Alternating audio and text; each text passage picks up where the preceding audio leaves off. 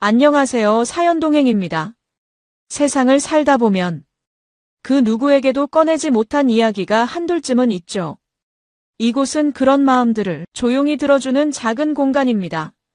구독은 공짜지만 그 마음은 참 귀하고 고맙습니다. 구독해주신다면 큰 힘이 될 거예요. 자, 그럼 오늘의 사연 시작합니다. 안녕하세요. 저는 강진우라고 합니다. 올해 42살이고 인테리어 자영업을 하고 있습니다. 이 이야기를 하는 게 쉽지 않지만 제가 겪은 일을 여러분께 들려드리고 싶어서 이렇게 용기를 냈습니다. 아내 윤세진과는 결혼한 지 10년이 되었습니다. 세진이는 38살이고 정말 내성적이고 소심한 성격이었죠. 결혼 초기에는 그런 조용한 성격이 저한테는 매력적으로 느껴졌습니다. 화려하거나 튀지 않고 집에서 책 읽는 걸 좋아하고 소박한 행복을 함께 나눌 수 있는 사람이었거든요. 아이를 낳은 후 세진이가 많이 달라졌습니다. 임신과 출산을 겪으면서 몸이 많이 변했죠. 뱃살도 생기고 얼굴도 부어 보이고 전체적으로 예전 모습과는 거리가 멀어진 거예요. 처음에는 당연한 거라고 생각했습니다. 아이를 낳으면 몸이 변하는 게 자연스러운 일이니까요. 그런데 세진이 본인은 그걸 받아들이지 못하더라고요. 거울을 보면서 한숨을 쉬고 옷을 입을 때마다 나 너무 뚱뚱해졌다, 못생겨졌다며 자책하기 시작했습니다. 처음에는 아니야, 괜찮아라며 위로했는데 시간이 지날수록 심해지더라고요. 외출도 꺼리게 되고 사람들 만나는 것도 싫어하고 심지어 우울증까지 생겼습니다. 병원에 다니면서 상담도 받아보고 운동도 같이 해보려고 했는데 별로 효과가 없었어요. 세진이는 계속 내가 이렇게 변해버렸으니까 당신도 나한테 실망했을 거야 라며 자신감을 잃어갔습니다. 부모는 제가 너무 안쓰러웠어요. 결혼할 때 그 밝고 예쁜 모습이 그리웠지만 더 중요한 건 아내가 행복했으면 좋겠다는 마음이었습니다. 그러던 어느 날 세진이가 조심스럽게 말을 꺼냈습니다. 여보, 나 성형수술 생각해보고 있어. 처음에는 깜짝 놀랐죠. 그런 걸 생각해본 적도 없었고 솔직히 돈도 만만치 않잖아요. 그런데 세진이 표정을 보니까 이게 단순한 변덕이 아니라는 걸 알 수 있었습니다. 정말 그걸 하면 행복해질 수 있을까? 제가 물어봤더니 세진이가 눈물을 글썽이면서 예전 모습으로 돌아갈 수 있다면 정말 행복할 것 같아 하고 하는 거예요. 그 순간 마음이 결정됐습니다. 아내가 행복하다면 그게 제일 중요한 거 아닌가요? 그렇게 해서 저는 몇 년 동안 모아둔 돈을 털어서 세진이 성형수술을 해주기로 했습니다. 얼굴 전체와 몸까지 정말 큰 수술이었어요. 비용만 해도 몇 천만 원이 들었습니다. 제가 인테리어 일로 번 돈을 거의 다 써버린 거죠. 그래도 아내가 행복해한다면 그만한 가치가 있다고 생각했습니다. 수술 전날 밤 세진이가 제 손을 꼭 잡으면서 여보, 정말 고마워. 이런 남편 어디서 찾겠어라고 말했습니다. 그때는 정말 뿌듯했어요. 내가 사랑하는 사람을 위해 이런 일을 할 수 있다는 게 자랑스럽기도 했고요. 수술이 성공적으로 끝나고 나서 회복하는 동안에도 세진이는 정말 기뻐했습니다. 여보 덕분에 새로운 인생을 살 수 있게 됐어라고 말하면서요. 수술 후 몇 달이 지나자 정말 놀라운 변화가 일어났습니다. 세진이가 완전히 다른 사람이 된 것 같았어요. 얼굴은 물론이고 몸매도 20대 때보다 더 예뻐 보였습니다. 거울 앞에서 셀카를 찍고 옷도 예쁘게 입고 화장도 정성스럽게 하더라고요. 정말 자신감이 넘쳐 보였습니다. 처음에는 저도 기뻤어요. 아내가 이렇게 밝아진 모습을 보니까 그동안 수술비로 쓴 돈이 전혀 아깝지 않았습니다. 여보, 나 어때? 예뻐졌지? 라고 물어볼 때마다 진심으로 정말 예쁘다고 대답해줬어요. 그리고 실제로도 많이 예뻐졌거든요. 주변 사람들의 반응도 확실히 달랐습니다. 아이 유치원 엄마들 모임에 나가면 다들 어머, 세진이 엄마 정말 예뻐지셨네요 라며 부러워했어요. 동네에서도 저분 누구세요? 연예인인가요? 라는 소리를 들을 정도였습니다. 세진이는 그런 시선들을 받을 때마다 정말 행복해했어요. 그러면서 인스타그램도 시작했습니다. 예전에는 SNS에 관심도 없던 사람이었는데 갑자기 매일매일 사진을 올리기 시작하더라고요. 셀카는 물론이고 카페에서 찍은 사진, 쇼핑한 사진, 심지어 집에서 요리하는 사진까지. 댓글로 언니 너무 예뻐요. 어떻게 이렇게 젊어 보이세요? 이런 말들이 달리면 정말 좋아했습니다. 처음에는 귀엽다고 생각했어요. 그동안 자신감이 없어서 힘들어했는데 이제 자기를 예뻐해주는 사람들이 생겨서 기분이 좋은 거겠거니 했죠. 그런데 시간이 지날수록 뭔가 이상한 기분이 들기 시작했습니다. 세진이가 인스타그램에 점점 더 많은 시간을 쏟기 시작했어요. 밥 먹을 때도 폰을 보고 TV 볼 때도 폰을 보고 심지어 제가 말을 걸어도 잠깐만 댓글 확인하고라고 하면서 폰부터 보는 거예요. 예전에는 그런 적이 없었는데 말이죠. 그리고 외출하는 횟수도 늘어났습니다. 엄마들 모임 있어서 나가야 해라는 말을 자주 하기 시작했어요. 일주일에 한 번 정도였던 모임이 이제는 거의 매일 있는 것 같았습니다. 오늘은 카페 모임, 내일은 쇼핑 모임, 모레는 운동 모임 이런 식으로요. 이상한 건 집에 돌아오는 시간도 점점 늦어졌다는 겁니다. 예전에는 저녁 시간 전에는 꼭 들어왔는데 이제는 밤 9시, 10시가 되어서야 들어오는 날이 많아졌어요. 모임이 길어졌어라고 하는데 매번 그럴 수가 있나 싶더라고요. 더 이상해진 건 저와의 관계였습니다. 예전에는 집에 오면 여보, 오늘 어땠어? 라며 대화도 많이 하고 스킨십도 자연스럽게 했는데 이제는 그런 게 확실히 줄어들었어요. 제가 안으려고 하면 피곤해라고 하면서 피하고 대화를 하려고 해도 응응하면서 대충 넘어가는 경우가 많아졌습니다. 한 번은 세진아, 요즘 우리 대화가 좀 줄어든 것 같지 않아? 라고 물어봤더니 무슨 소리야? 우리 잘 지내고 있잖아. 당신이 너무 예민한 거 아니야? 라고 하더라고요. 그때는 정말 제가 예민한 건가 싶어서 그냥 넘어갔습니다. 그런데 뭔가 계속 마음에 걸렸어요. 아내가 예뻐진 건 좋은데 그와 함께 저한테는 점점 관심이 없어지는 것 같았거든요. 예전에는 제가 늦게 들어오면 수고했어, 밥 먹었어? 라고 챙겨줬는데 이제는 자기 일에만 집중하고 있는 것 같았습니다. 그러던 어느 날 정말 우연히 이상한 걸 발견하게 됐습니다. 세진이가 화장실에 가면서 핸드백을 거실 소파에 그냥 놔두고 간 거예요. 평소에는 항상 핸드백을 챙겨서 들고 다니는 사람인데 그날은 급했던 모양이에요. 가방이 열려 있어서 내용물이 좀 보였는데 그 안에 뭔가 반짝이는 게 있더라고요. 처음에는 그냥 지나치려고 했어요. 남의 가방을 뒤지는 건 예의가 아니니까요. 그런데 자꾸 신경이 쓰였습니다. 결국 호기심을 참지 못하고 살짝 들여다봤는데 남자 향수 샘플이 여러 개 들어있는 거예요. 그것도 제가 쓰는 향수가 아닌 완전히 다른 브랜드의 향수들이었습니다. 그리고 그 밑에는 어떤 숙박업소 쿠폰 같은 게 있더라고요. 깜짝 놀라서 다시 자세히 봤는데 정말로 호텔 할인 쿠폰이었습니다. 그것도 시내 한복판에 있는 꽤 괜찮은 호텔이더라고요. 순간 머리가 하얘졌어요. 왜 아내 가방에 이런 게 있지? 세진이가 화장실에서 나오자마자 물어봤습니다. 여보, 이게 뭐야? 라고 하면서 향수 샘플을 보여줬더니 세진이가 순간 당황하는 표정을 지었어요. 그러더니 금세 자연스러운 척하면서 그거 엄마들 모임에서 나눠준 거야. 백화점에서 행사할 때 받은 거라고 하더라고 대답했습니다. 그럼 이 호텔 쿠폰은 뭐고? 라고 물어봤더니 그것도 같이 받은 거야. 친구들이랑 언젠가 여행 갈 때 쓰려고 받아둔 거야 라고 하더라고요. 설명을 들어보니까 그럴듯하긴 했어요. 요즘 백화점이나 호텔에서 이런 샘플이나 쿠폰을 많이 나눠주니까요. 그래서 그때는 그렇구나 하고 넘어갔습니다. 그런데 마음 한구석에는 계속 뭔가 이상하다는 생각이 남아 있었어요. 왜냐하면 세진이가 답변할 때 눈을 제대로 마주치지 않았거든요. 평소에는 항상 눈을 마주보고 이야기하는 사람인데 말이에요.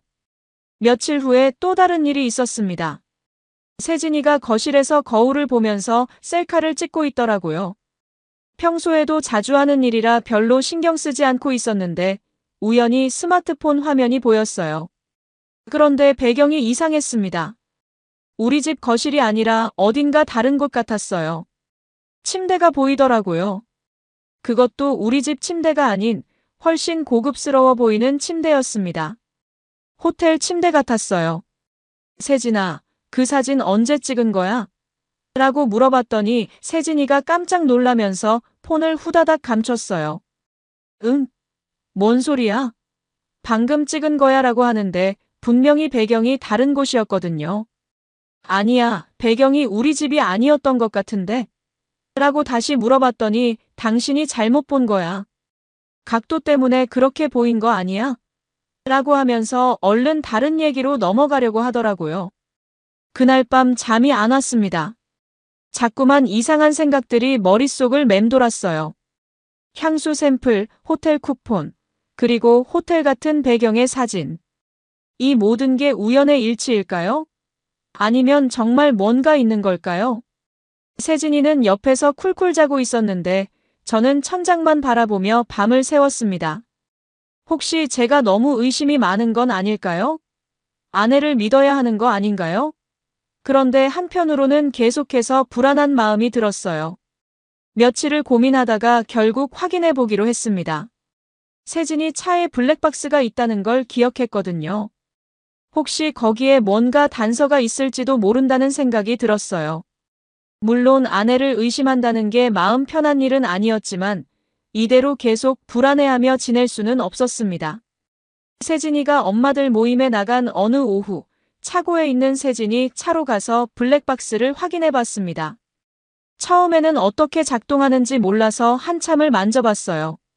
다행히 그리 복잡하지 않아서 금세 영상들을 볼 수 있었습니다. 며칠치 영상을 쭉 훑어보는데 대부분은 평범한 운전 영상들이었어요. 유치원 가는 길, 마트 가는 길, 그런 일상적인 것들 말이에요. 그런데 어떤 날짜의 영상에서 이상한 걸 발견했습니다. 차 안에서 세진이가 누군가와 손을 잡고 있는 장면이 나오는 거예요. 정확히는 운전석에 앉은 세진이가 조수석 쪽으로 손을 뻗고 있는 모습이었습니다. 그런데 조수석에 누가 앉아 있는지는 각도상 잘 보이지 않았어요. 다만 남자 손인 것 같았습니다. 더 충격적인 건 소리였어요. 블랙박스에서 나오는 소리를 들어보니 세진이가 누군가와 친밀하게 대화하고 있었거든요. 오빠, 나 이런 거 처음이야 라는 말도 들렸고 상대방이 괜찮아, 천천히 하자라고 답하는 소리도 들렸습니다. 그 순간 정말 머리가 띵했어요. 이게 뭔가요? 내 아내가 다른 남자와 손을 잡고 친밀한 대화를 나누고 있다니.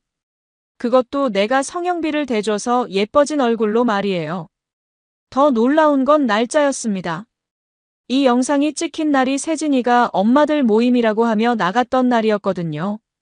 그날 밤늦게 들어와서는 오늘 모임이 길어져서 늦었어라고 했던 날 말이에요. 다른 날짜의 영상들도 더 확인해 봤습니다. 그랬더니 비슷한 장면들이 몇 번 더 나왔어요. 항상 조수석에는 같은 사람이 타고 있는 것 같았는데 얼굴은 잘 안 보였지만 체격이나 옷차림으로 보아 같은 남자인 것 같았습니다. 한 영상에서는 세진이가 진우는 정말 순진해서 의심도 안 해라고 말하는 소리가 들렸어요. 그리고 상대방이 그래? 그럼 다행이네라고 답하는 소리도 들렸습니다. 제 이름이 나오는 걸 듣는 순간 정말 화가 치밀어 올랐어요. 더 충격적인 대화도 있었습니다. 성형한 거 정말 잘한 것 같아. 오빠가 좋아하니까라고 세진이가 말하는 거예요. 그러니까 상대방이 응, 훨씬 예뻐졌어. 남편이 돈 많이 썼을 텐데라고 답하더라고요. 그 순간 모든 게 연결됐습니다. 내가 아내를 위해 성형수술을 해준 것, 그 후로 달라진 아내의 행동, 잦아진 외출, 그리고 이 모든 증거들. 내가 사랑으로 해준 일이 결국 아내가 다른 남자와 바람을 피울 수 있게 해준 계기가 된 거였어요. 블랙박스를 끄고 나서 한참 동안 차 안에 그냥 앉아 있었습니다. 손이 떨렸고 가슴이 뛰었고 머리가 어지러웠어요. 이걸 어떻게 받아들여야 할지 모르겠더라고요. 그때 문득 세진이가 최근에 했던 말이 떠올랐습니다. 진우야, 예전 너 같았으면 날 의심도 안 했을 텐데라고 했던 말이요. 그때는 무슨 뜻인지 몰랐는데 이제야 이해됐어요. 내가 의심을 시작했다는 걸 알고 있었던 거예요. 블랙박스에서 확인한 증거들로는 상대방이 누구인지 정확히 알 수 없었습니다. 그래서 더 자세히 알아보기로 했어요. 세진이의 행동 패턴을 관찰해보고 가능한 단서들을 찾아보기 시작했습니다. 먼저 세진이가 자주 가는 곳들을 파악해봤어요.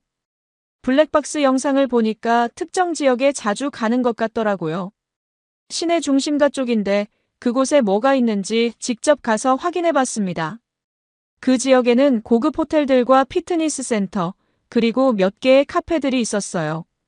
특히 한 피트니스 센터가 눈에 띄었는데 세진이 차가 그 앞에 자주 주차되어 있는 걸 블랙박스에서 본 기억이 났거든요. 며칠 동안 그 피트니스 센터 주변을 관찰해봤습니다.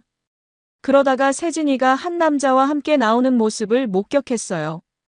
키가 크고 체격이 좋은 남자였는데 둘이 정말 친밀해 보였습니다. 팔짱까지 끼고 나오더라고요. 그 남자를 더 자세히 관찰해보니 피트니스 센터 트레이너인 것 같았어요. 운동복을 입고 있었고 다른 회원들과도 친숙하게 대화하는 모습이 보였거든요. 나이는 30 중반 정도로 보였고 외모도 꽤 잘생긴 편이었습니다. 인터넷으로 그 피트니스 센터를 검색해보니 홈페이지에 트레이너 소개가 있더라고요. 거기서 그 남자를 찾을 수 있었어요. 이름은 박민석이고 개인 트레이닝과 함께 건강식품 사업도 한다고 되어 있었습니다. 더 충격적인 사실을 알게 된 건 그의 SNS를 확인했을 때였어요.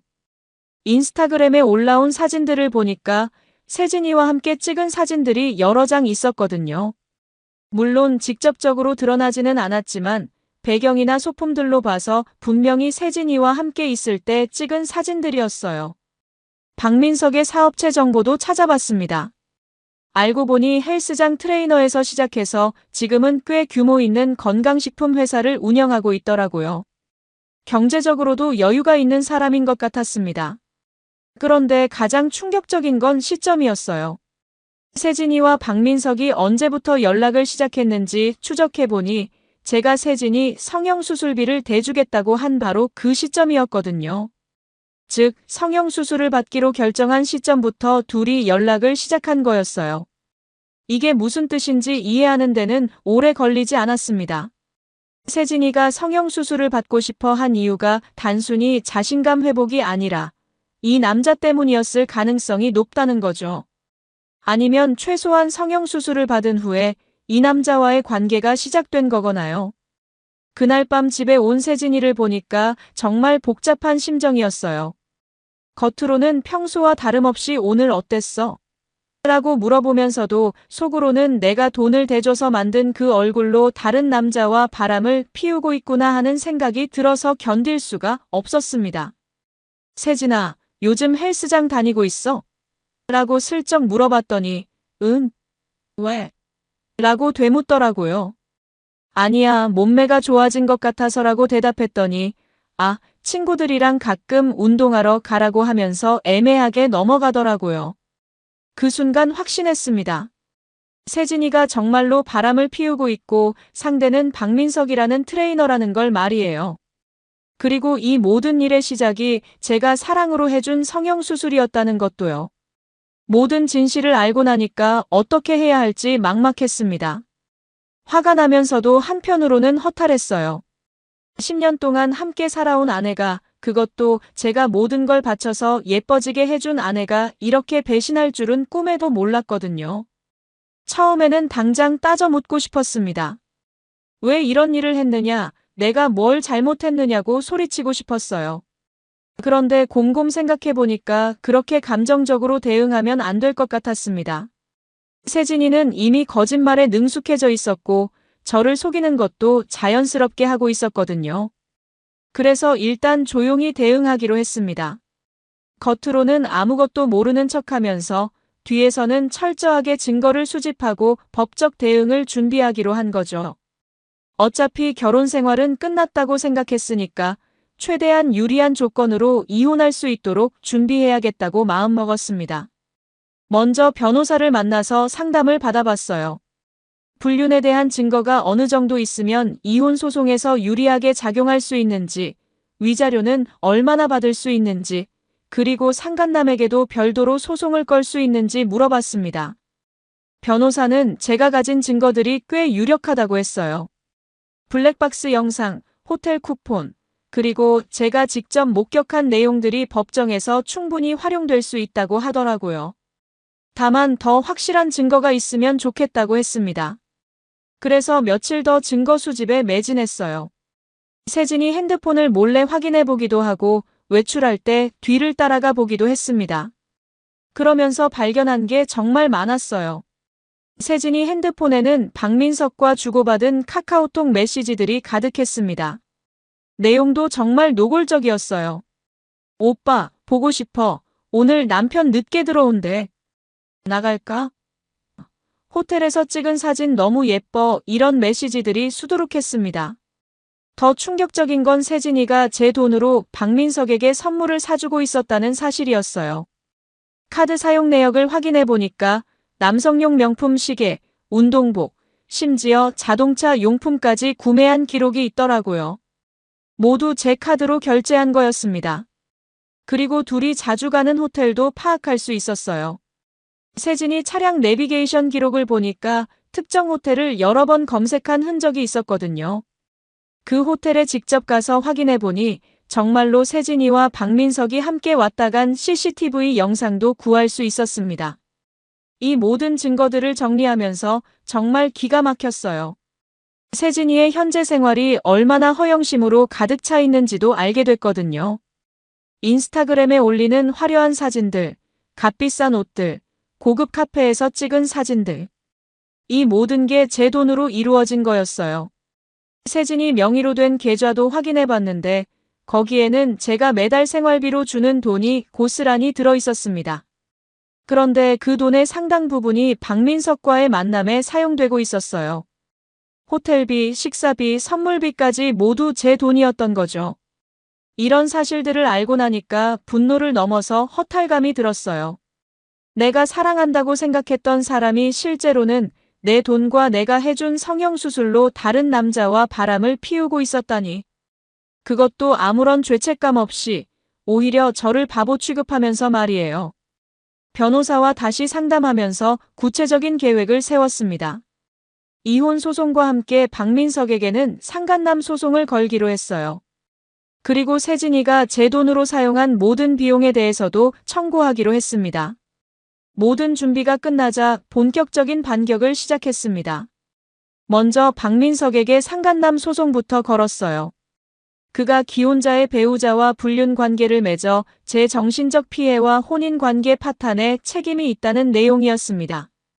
위자료로 5천만 원을 청구했어요. 소장이 박민석에게 전달된 후 며칠 뒤 정말 재미있는 일이 벌어졌습니다. 박민석이 급하게 세진이에게 연락을 한 거예요. 그날 밤 세진이 핸드폰으로 누군가와 통화하는 소리를 들어보니 오빠, 어떻게 하지? 남편이 알아버린 것 같아라고 하더라고요. 그 다음날 세진이가 저한테 조심스럽게 말을 꺼냈습니다. 여보, 요즘 기분이 안 좋아 보이는데 무슨 일 있어? 라고 물어보는 거예요. 아직 이혼 소송은 내지 않은 상태였거든요. 박민석 소송만 먼저 진행한 거였으니까요. 저는 아무것도 모르는 척하면서 별일 없어, 왜? 라고 대답했습니다. 그러니까 세진이가 그냥 뭔가 나한테 서먹서먹한 것 같아서라고 하더라고요. 이미 눈치를 채고 있는 것 같았어요. 며칠 후에 더 결정적인 사건이 벌어졌습니다. 박민석이 세진이와 만나서 상황을 논의하는 도중에 또 다른 진실이 드러난 거예요. 알고 보니 박민석도 기혼자였던 겁니다. 그것도 아내와 아이가 있는 가정이 있는 남자였어요.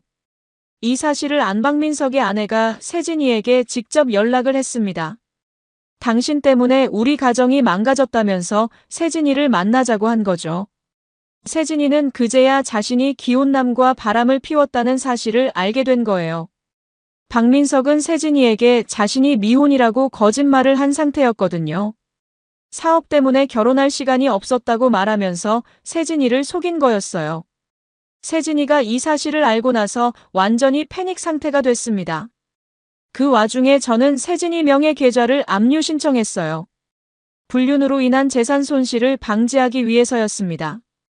그리고 세진이가 제 카드로 박민석에게 사준 모든 선물들에 대해서도 반환 요구를 했어요. 세진이는 이제 완전히 궁지에 몰렸습니다. 박민석은 자신의 가정을 지키기 위해 세진이와 연락을 끊었고 오히려 그 여자가 유혹했다고 주장하기 시작했어요. 세진이는 사랑한다고 생각했던 남자에게서 완전히 버림받은 거였죠. 더 치명적인 건 세진이의 사회적 관계가 무너지기 시작한 거였어요. 엄마들 모임에서도 세진이의 불륜 사실이 알려지기 시작했거든요. 박민석 아내가 분노해서 여기저기 말하고 다닌 게 원인이었어요. 세진이가 그렇게 자랑스러워했던 인스타그램에도 악플들이 달리기 시작했습니다. 불륜녀, 남편 돈으로 성형해서 바람 피우는 년 이런 댓글들이 쏟아졌어요. 세진이는 결국 SNS 계정을 모두 비공개로 전환해야 했습니다. 직장에서도 문제가 생겼어요. 세진이는 파트타임으로 일하고 있었는데 동료들 사이에서도 불륜 소문이 퍼지면서 완전히 왕따가 된 거예요. 결국 일을 그만둘 수밖에 없었습니다. 그렇게 세진이의 화려했던 생활이 하나둘씩 무너져 내렸습니다. 박민석에게서는 버림받았고 사회적으로는 손가락질을 받게 됐고 경제적으로도 제가 모든 지원을 중단하면서 궁지에 몰렸어요. 그 즈음 저는 세진이에게 마지막으로 할 말이 있다고 했습니다. 거실에 앉아서 차분하게 말했어요. 세진아, 우리 이제 끝이야. 넌 내가 사랑으로 만들어준 얼굴로 다른 남자와 바람을 피웠고 내 돈으로 그 남자와 즐거운 시간을 보냈어. 그런데 그 남자는 결국 너를 버렸지. 넌 겉은 예뻐졌을지 몰라도 속은 정말 추악해졌어. 이혼 소송은 생각보다 빨리 끝났습니다. 세진이 측에서 더 이상 변명할 거리가 없었거든요. 모든 증거가 명확했고 박민석과의 불륜 사실도 부인할 수 없는 상황이었으니까요. 결국 세진이가 모든 책임을 인정하고 이혼에 동의했어요. 재산 분할도 제가 원하는 대로 진행됐습니다. 세진이가 불륜을 저질렀기 때문에 위자료를 받을 수 있었고 그동안 세진이가 제 돈으로 사용한 비용들도 상당 부분 회수할 수 있었어요. 특히 성형수술비는 전액 위자료로 공제됐습니다. 박민석에 대한 상간남 소송도 승리했어요. 그는 결국 3천만 원의 위자료를 지급하라는 판결을 받았습니다. 처음 청구했던 5천만 원보다는 적었지만 그래도 충분히 의미 있는 결과였어요. 더 중요한 건 박민석의 삶도 완전히 망가졌다는 거였습니다. 아내가 이혼을 요구했고 운영하던 사업체도 소문이 나면서 어려움을 겪게 됐어요. 고객들이 등을 돌리기 시작한 거죠. 결국 그는 모든 걸 잃고 다른 지역으로 떠나야 했습니다. 세진이의 몰락은 더 처참했어요. 화려했던 SNS 생활은 완전히 끝났고 사회적으로도 완전히 고립됐습니다. 그렇게 자랑스러워했던 외모도 이제는 오히려 부담이 된 것 같았어요. 사람들이 성형해서 바람피운 여자라고 손가락질하니까요. 경제적으로도 세진이는 바닥까지 떨어졌습니다. 이혼 후에 받을 수 있는 재산이 거의 없었거든요. 그동안 제 돈으로만 살아왔기 때문에 자립할 능력도 부족했고요. 결국 친정 부모님 집으로 들어가야 했는데 거기서도 환영받지 못했어요. 저는 이혼이 확정된 후 새로운 시작을 준비했습니다. 기존 인테리어 사업을 정리하고 좀 더 큰 규모의 매장을 새로 열기로 했어요. 그동안 세진이 때문에 소모했던 에너지와 시간을 이제 제 일에 집중할 수 있게 된 거죠. 새 매장은 이전보다 훨씬 잘 됐어요. 세진이와의 스트레스가 없어지니까 일에 더 집중할 수 있었고 창의적인 아이디어들도 많이 나왔습니다. 고객들도 제 작업을 좋아해 주셔서 입소문이 나기 시작했어요. 몇 달이 지난 어느 날 정말 우연히 세진이를 다시 보게 됐습니다. 새 매장 앞을 지나가다가 익숙한 뒷모습을 봤는데 세진이었어요. 그런데 예전 그 화려한 모습은 온데간데 없었습니다. 낡은 트렌치 코트를 입고 머리도 단정하지 못하게 묶었고 전체적으로 초라해 보였어요. 그 비싼 돈 들여 만든 얼굴도 화장기 없이는 그저 그런 모습이더라고요. 뭔가 말을 걸어보려는 듯 매장 앞에서 서성이고 있었습니다. 저는 그 모습을 잠시 지켜보다가 조용히 매장 문을 닫았어요. 그리고 뒷문으로 나가서 집으로 향했습니다. 더 이상 세진이와 나눌 말은 없었거든요. 그녀는 이제 제가 살아가는 세상에 들어올 수 없는 사람이 됐어요. 집에 와서 거울을 보니까 제 얼굴에 평온함이 있었습니다. 그동안 겪었던 분노와 배신감, 그리고 복수의 과정을 통해서 이제야 진정한 마음의 평화를 찾은 것 같았어요. 세진이에게 당한 상처는 컸지만 그만큼 확실하게 복수도 했으니까요. 이제 저는 새로운 삶을 살아가고 있습니다. 일도 잘 되고 있고 마음의 평화도 찾았어요. 가끔 세진이 생각이 날 때가 있지만 그건 분노나 그리움이 아니라 정말 어리석은 선택을 했구나 하는 안타까움 정도예요. 결국 세진이는 제가 사랑으로 만들어준 아름다운 외모를 가지고도 가장 추악한 선택을 했고 그 대가를 톡톡히 치렀습니다. 저는 그 과정에서 진짜 사람의 본성이 무엇인지 배웠고 앞으로는 더 현명한 선택을 할 수 있을 거라고 확신해요. 이번 사연은 42살 인테리어 자영업자 강진우가 아내 윤세진을 위해 성형수술비를 대줬는데 예뻐진 아내가 헬스장 트레이너 박민석과 불륜을 저질렀습니다.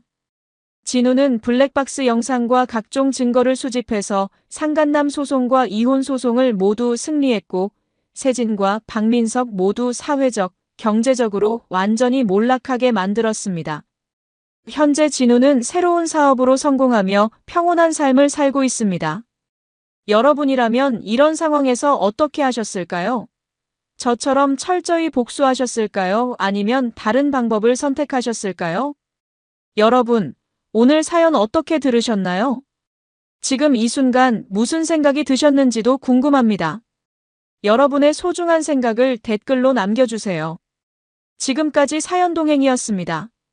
함께 해주신 모든 분들께 진심으로 마음 깊이 감사드립니다.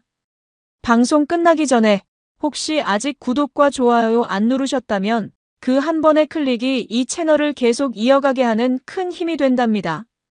다음 사연에서 다시 인사드릴게요. 여러분 평안하세요. 안녕하세요. 사연동행입니다. 세상을 살다 보면 그 누구에게도 꺼내지 못한 이야기가 한둘쯤은 있죠. 이곳은 그런 마음들을 조용히 들어주는 작은 공간입니다. 구독은 공짜지만 그 마음은 참 귀하고 고맙습니다. 구독해주신다면 큰 힘이 될 거예요. 자, 그럼 오늘의 사연 시작합니다. 안녕하세요. 저는 올해 42살인 재훈이라고 합니다. 아내 소영이와 결혼한 지 벌써 15년이 되었고 초등학교 3학년에 다니는 아들 하나 있습니다. 평범한 회사원으로 살아오면서 별다른 큰일 없이 지내왔는데 지금 이렇게 제 이야기를 하게 될 줄은 정말 몰랐습니다. 그동안 저희 부부는 크게 싸운 적도 없고 주변에서 보기에도 화목한 가정이라는 소리를 자주 들었거든요. 그날은 평소와 다름없는 목요일이었어요. 아내가 아침에 오늘 회사팀 회식이 있어서 늦을 것 같아라고 말했거든요. 요즘 회사에서 신입사원들이 많이 들어와서 회식도 자주 한다고 했었어요. 저도 회사에서 야근을 하고 밤 11시쯤 집에 들어왔는데 역시 아내는 아직 안 들어와 있었어요. 냉장고에 붙어있는 메모지에 야식해놨으니까 드세요라고 적혀 있더라고요. 혼자 간단히 저녁을 먹고 씻은 다음 침대에 누웠습니다. 아내가 언제 들어올지 모르니까 먼저 자기로 했어요. 회식하면 보통 늦게 들어오니까 기다리지 말고 자라고 평소에도 그렇게 하거든요. 피곤해서 금세 잠이 들었는데 갑자기 휴대폰 벨소리에 깨어났어요. 시계를 보니 새벽 1시 반이었습니다. 아내한테서 온 전화였어요. 전화를 받으니 아내 목소리가 들렸는데 뭔가 이상했어요. 목소리가 떨리고 있었거든요. 여보, 살려줘. 나 지금 큰일 났어. 이렇게 말하는데 울고 있다는 게 느껴졌습니다. 순간 잠이 확 깼어요. 15년을 같이 살면서 아내가 이렇게 다급하게 울면서 전화한 적은 처음이었거든요. 무슨 일이야, 어디 있어? 하고 물어보니 빨리 와줘, 제발. 하면서 주소를 하나 알려주더라고요. 주소를 메모하면서도 손이 떨렸습니다. 주소를 들어보니 우리 집에서 차로 30분 정도 떨어진 곳이었어요. 그런데 그 지역이 좀 이상했습니다. 왜냐하면 아내 회사나 평소에 회식하는 곳들과는 전혀 다른 동네였거든요. 보통 회사 근처에서 회식하는데 왜 그런 곳에 있는지 의아했지만 급한 상황인 것 같아서 일단 옷을 대충 입고 차를 몰고 나갔습니다. 밤늦은 시간이라 도로가 비어 있어서 평소보다 빨리 갈 수 있었어요. 차를 몰면서도 계속 걱정이 되었습니다. 아내한테 무슨 일이 생긴 건지, 왜 그런 곳에 있는 건지 도무지 이해가 안 되었거든요. 혹시 회식 후에 이 차를 갔다가 사고라도 난 건 아닌지, 아니면 누가 해코지라도 한 건 아닌지 온갖 생각이 다 들었습니다. 신호등에서 잠깐 멈출 때마다 아내한테 전화를 걸어봤는데 받지 않더라고요. 주소를 찾아가니 모텔이었어요. 네온 사인이 켜져 있는 그런 곳이었는데 솔직히 당황스러웠습니다. 아내가 왜 이런 곳에 있는지 이해할 수가 없었거든요. 회식 후에 모텔에 있다는 게 말이 안 되잖아요. 그런데 모텔 앞에 경찰차가 서 있는 게 보였어요. 뭔가 큰일이 난 것 같다는 생각이 들어서 급하게 차에서 내려 뛰어갔습니다. 가슴이 쿵쾅쿵쾅 뛰고 있었어요. 프런트로 들어가니 경찰관이 저를 보고 혹시 신고자 가족분이세요? 하고 물어보더라고요. 네, 아내한테 전화 받고 왔는데요. 무슨 일이 있었나요? 하고 물어보니 위층에서 폭행 사건이 있어서 신고가 들어왔습니다. 현재 관련자들과 조사 중입니다. 라고 하면서 안내해 주었습니다. 엘리베이터를 타고 올라가는 동안 가슴이 더욱 쿵쾅쿵쾅 뛰었어요. 3층에서 내려 복도를 따라 걸어가니 한 방문이 열려 있었어요. 방문을 들여다보니 정말 충격적인 광경이 펼쳐져 있었습니다. 아내가 침대에 앉아 있는데 입술이 터져서 피가 나고 있고 왼쪽 볼에는 시퍼렇게 멍이 들어 있었어요. 옷도 찢어져 있고 머리카락도 헝클어져 있었습니다. 소영아 하고 달려가서 안으니까 여보 하면서 제 품에 안겨서 울기 시작했어요. 그런데 방 한쪽에서는 모르는 남자가 다른 경찰관과 이야기를 하고 있었습니다. 40대 정도로 보이는 남자였는데 그 사람도 얼굴에 상처가 있었어요. 정장을 입고 있었는데 와이셔츠가 찢어져 있고 넥타이도 풀어져 있었습니다. 코에서 피도 흘린 흔적이 있었고요. 경찰관이 저에게 피해자 남편분이시죠? 현재 폭행 사건으로 조사 중인데 병원 치료 후 서로 경찰서에 가셔서 정식 조사받으셔야 합니다라고 설명해 주었습니다. 일단 아내를 부축해서 병원 응급실로 데려갔습니다. 의사 선생님께 상처를 보여드리니 다행히 큰 부상은 아니라고 하시더라고요. 하지만 입술을 꿰매야 했고 멍든 곳에도 치료를 받아야 했습니다. 치료받는 동안 아내는 계속 제 손을 꽉 잡고 있었어요. 손이 차갑게 식어 있었고 떨리고 있었습니다. 저는 아내가 무슨 일을 당한 건지 몰라서 계속 걱정스러웠어요.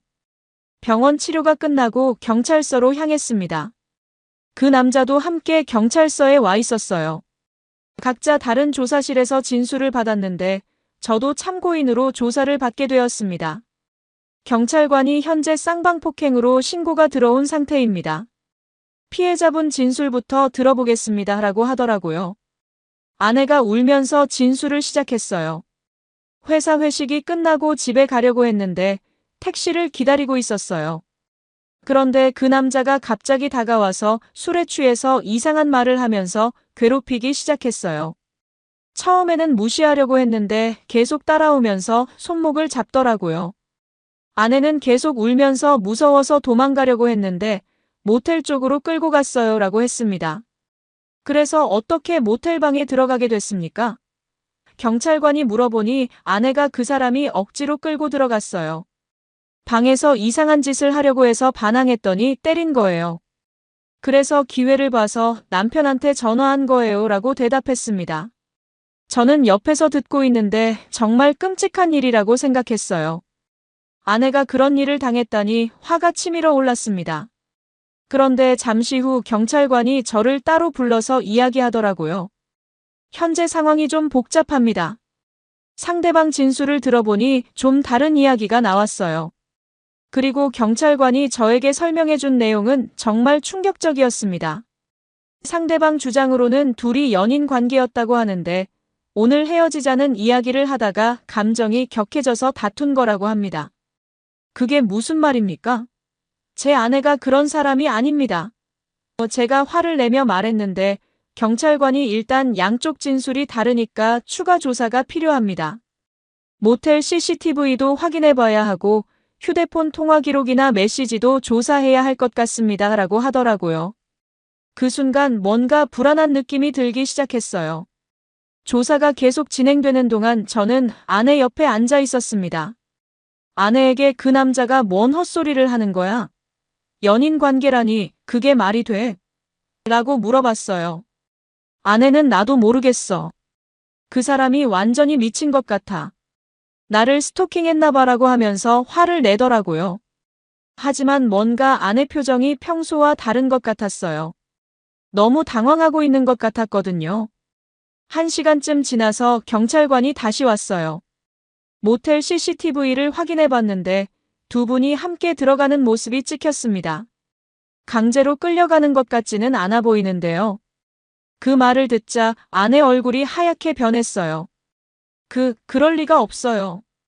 분명히 억지로 하면서 당황하더라고요. 그리고 모텔 결제도 부인 명의 카드로 되어 있습니다. 이게 첫 번째가 아니라 지난달부터 여러 번 같은 모텔에서 결제 기록이 있어요. 경찰관의 말에 저는 머리가 하얗게 변하는 것 같았어요. 그게 무슨 말입니까? 하고 물어보니 휴대폰 메시지 기록도 확인해봤는데 오늘 만나기로 약속한 내용들이 있습니다. 아내는 계속 아니에요, 아니라고요. 라고 부인했지만 증거들이 계속 나오고 있었어요. 경찰관이 현재 상황으로는 쌍방폭행이 맞는 것 같습니다. 연인 간의 다툼으로 보이고요라고 결론지었습니다. 그 순간 저는 정말 어이가 없었어요. 제가 밤늦게 아내를 구하러 달려왔는데 알고 보니 불륜 현장이었다는 말인가요? 경찰서에서 나와서 차 안에서 아내와 대화를 했습니다. 소영아, 이게 대체 무슨 일이야? 경찰이 말한 게 사실이야? 제가 떨리는 목소리로 물어보니 아내가 한참 동안 아무 말도 하지 못하더라고요. 그러다가 갑자기 울기 시작했어요. 여보, 미안해. 정말 미안해. 미안하다는 게 무슨 뜻이야? 설마 정말로 그 남자와. 제가 말을 끝내지 못하자 아내가 고개를 끄덕였어요. 몇 달 전부터. 처음에는 정말 그런 의도가 아니었어.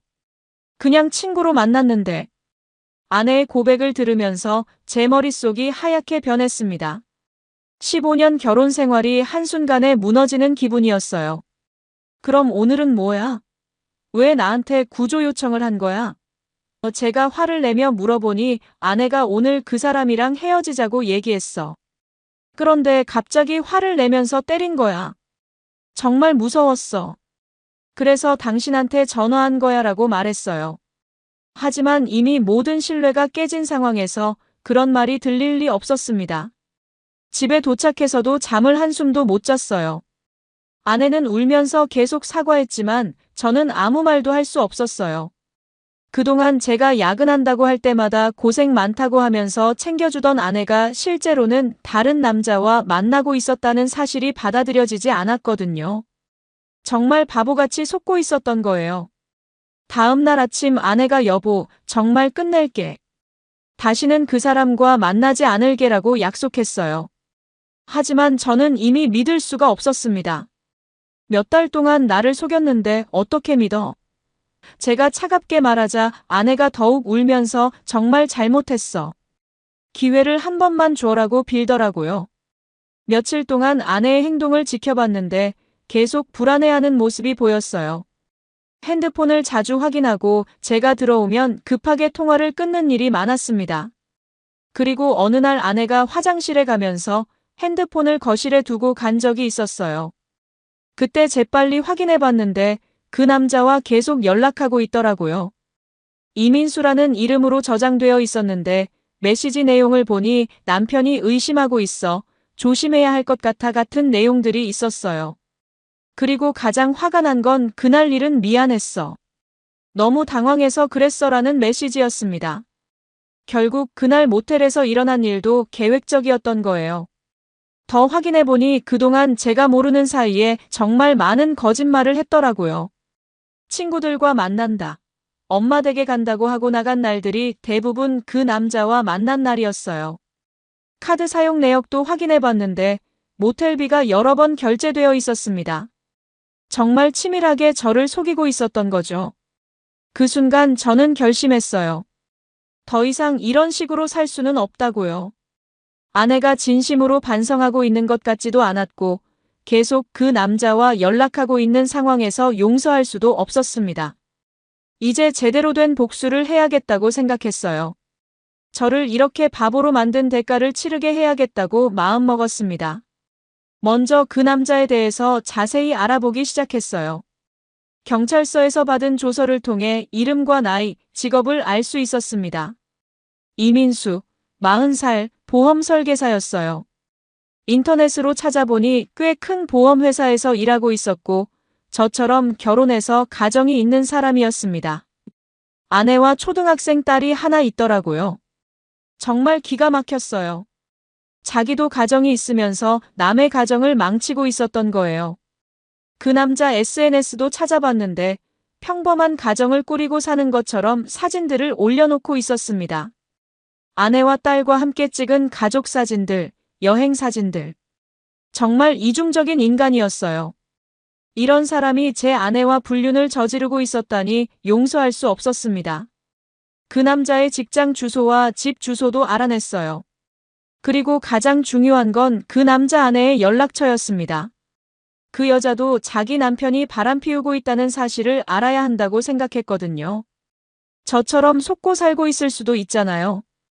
하지만 바로 연락하지는 않고 좀 더 확실한 증거를 모으기로 했습니다. 며칠 후 아내가 또 거짓말을 했어요. 오늘 대학 친구들이랑 만나기로 했어라고 하면서 외출 준비를 하더라고요. 하지만 저는 이미 아내가 그 남자와 만날 거라는 걸 알고 있었습니다. 핸드폰 메시지를 몰래 확인했거든요. 이번에는 제대로 현장을 잡아야겠다고 생각했어요. 아내가 나간 후 저도 따라 나갔습니다. 아내 차를 멀리서 따라가니 역시나 그 모텔로 향하더라고요. 모텔 주차장에 아내 차가 들어가는 걸 확인한 후 저는 근처에 차를 세우고 기다렸어요. 1시간쯤 후에 아내와 그 남자가 함께 나오는 모습을 직접 봤습니다. 정말 화가 치밀어 올랐어요. 그 순간 저는 그들 앞에 나타났어요. 즐거웠어? 제가 나타나자 아내와 그 남자가 깜짝 놀라면서 얼어붙더라고요. 여보. 이건. 아내가 당황하면서 변명을 시작했지만 저는 들을 생각이 없었어요. 이민수 씨죠? 안녕하세요. 소영이 남편입니다. 라고 그 남자에게 말했어요. 죄송합니다. 그 남자가 고개를 숙이면서 사과했지만 저는 사과는 나중에 하시고요. 우선 할 말이 있습니다. 라고 했어요. 그리고 제가 그동안 모은 모든 증거들을 보여줬습니다. 카드 사용 내역, 휴대폰 메시지, 모텔 출입 기록까지 모든 걸 정리해놨거든요. 이제 선택하세요. 조용히 정리할 건지 아니면 법적으로 처리할 건지. 제가 차분하게 말하자 그 남자가 정말 죄송합니다. 모든 걸 정리하겠습니다. 라고 하더라고요. 하지만 저는 이미 다른 계획을 세워놨어요. 너무 늦었습니다. 이미 돌이킬 수 없는 선을 넘었거든요. 집에 돌아와서 아내와 마지막 대화를 했어요. 소영아, 이제 우리 관계는 끝이야. 이혼 준비해. 아내가 울면서 한 번만 더 기회를 줘라고 빌었지만 저는 마음을 정했어요. 이미 신뢰는 완전히 깨졌고 그동안 저를 바보로 만든 것에 대한 복수를 해야겠다고 생각했거든요. 다음 날 저는 바로 실행에 옮겼습니다. 먼저 그 남자가 다니는 보험회사에 전화를 걸었어요. 영업부 이민수 과장과 상담 약속을 잡고 싶은데요. 라고 하니 친절하게 안내해 주더라고요. 그리고 약속 시간에 맞춰 그 회사로 갔습니다. 이민수가 저를 보고 깜짝 놀라는 표정을 지었어요. 상담실에서 이야기하시죠라고 하면서 조용한 곳으로 안내했어요.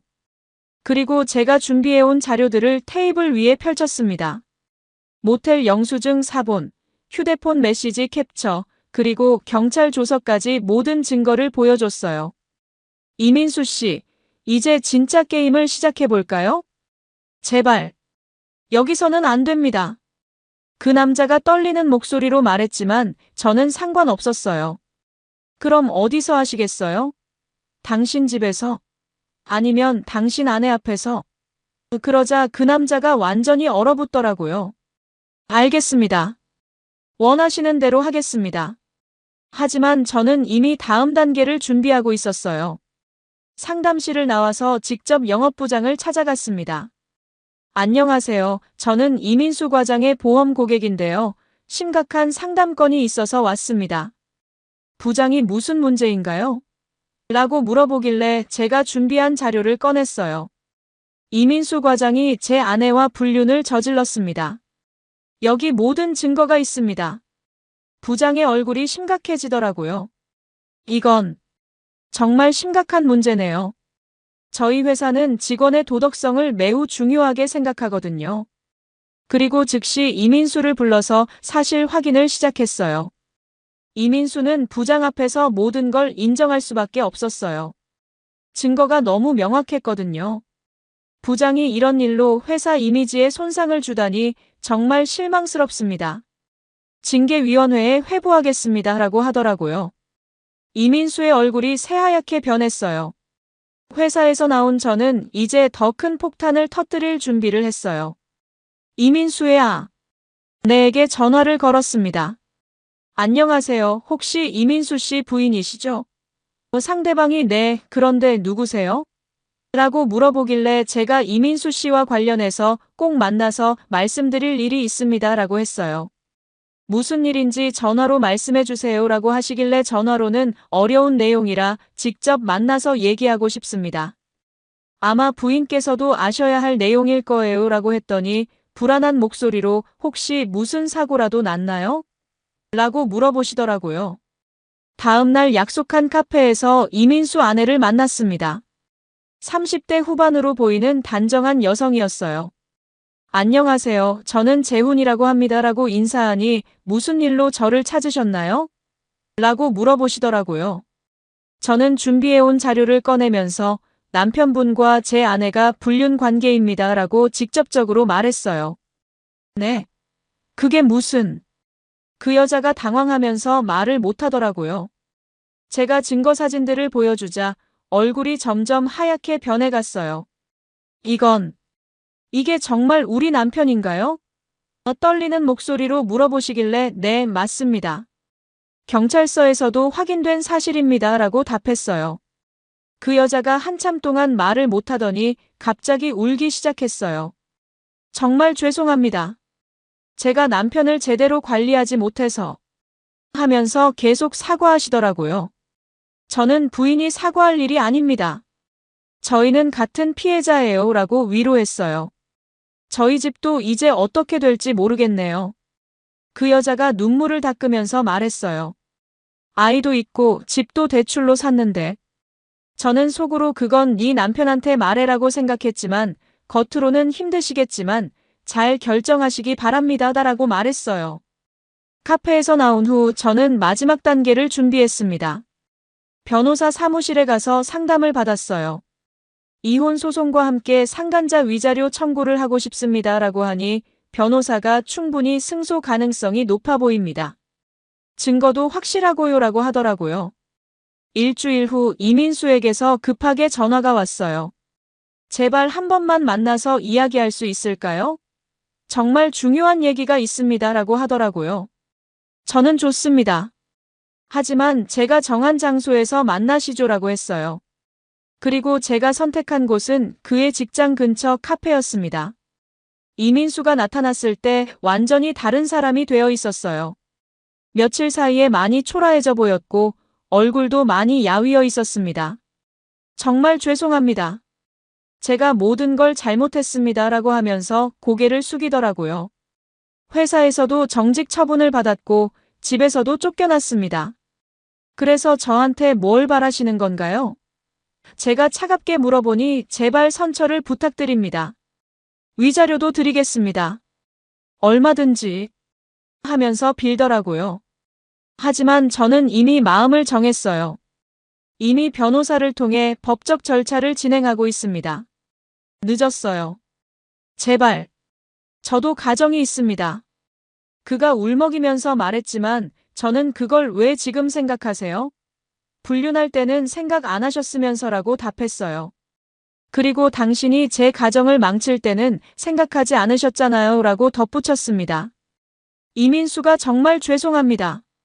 소영 씨와도 완전히 연락을 끊었습니다 라고 했어요. 하지만 저는 그건 당연한 거고 이제 제대로 된 책임을 지셔야죠 라고 말했어요. 그리고 카페에서 일어나면서 법정에서 뵙시다 라고 인사했습니다. 며칠 후 이민수 회사에서 연락이 왔어요. 이민수 직원이 해고 처분을 받았습니다 라고 하더라고요.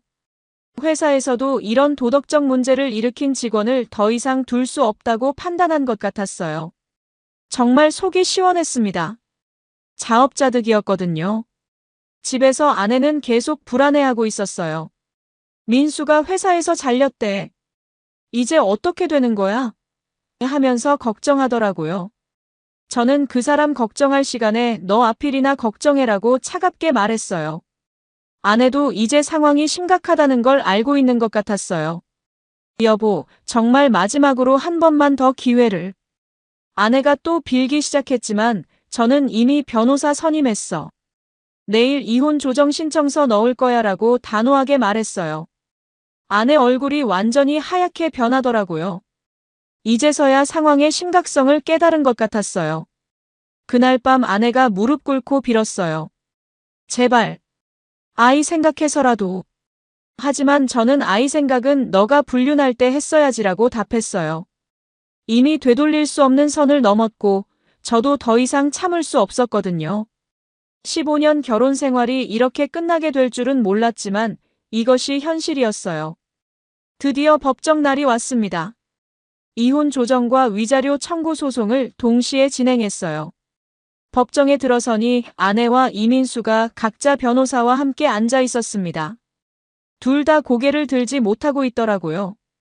제 변호사가 오늘은 조정 단계니까 합의를 시도해 볼 예정입니다 라고 설명해 주었어요.